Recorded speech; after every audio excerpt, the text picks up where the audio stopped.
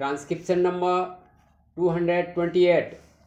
Mr. Deputy Chairman, I read the speech of the Honorable Railway Minister with very great interest, and I fully associate myself with the sentiments expressed by Dr.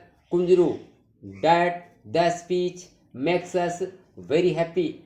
The railways, being our premier national undertaking, have had to shoulder many onerous and heavy responsibilities during the last 60 years of planning and development, and it must be said to the credit of the railways that they have acquitted themselves very creditably.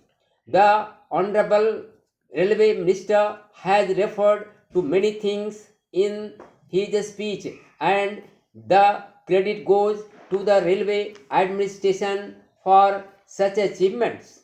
I need not narrate those achievements here because they have been referred to by many honorable members of this house, and they are found in the railway minister's speech also. Those of us here who have been lucky to visit the various installations and workshops as members of the Public Accounts Committee or the other committees can bear witness to the great progress that is being made all round towards saving foreign exchange and making the railway ministry a model for other ministries to emulate. His speech is a frank assessment of achievements and omissions, and the Honorable Railway Minister deserves to be congratulated for not having hidden the drawbacks that have come to his notice. Apart from the achievements, there are many things which have been pointed out by some honorable members of the opposition on this side, which according to them leave much to be desired and have to be coped with. The honorable minister himself has stated in his speech that much leeway has to be made. He himself has said that the evil of tickets less travel has not shown any appreciable decline. This is a very big department with its ramifications far and wide, and it is beyond human control that such evils can be minimized outright. But I hope that efforts will be continued to be made to keep the evil of ticketless travel under check, which of course is a very difficult task. Similarly, the administration admits that the loss of railway property is causing serious concern. With these general remarks, I would now like to come to some specific points. One of the important points which has been criticized by this house is in regard to the declaration of the railway minister that there will be no revision of passenger fares. Next, but two minor adjustments have been made in this bill.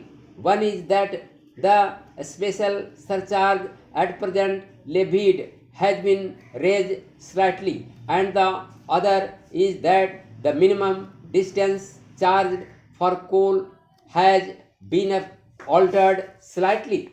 With regard to the first item, very small revenue is being expected, which is of the order of about rupees 50 lakhs per annum, while in regard to the second item regarding coal, even a figure has not been given because it is stated to be a very small item. Beyond this year, no change has been made in regard to freight rates as well as passenger fares. There have been many comments on this point, and some of my friends on this side attributed it to this being probably the budget speech in the year before the election. I am sure Sri Jagjeevan Ram will not put the interest of the party above the country, and he must have had a very cogent reasons for not enhancing the fares and freight rates.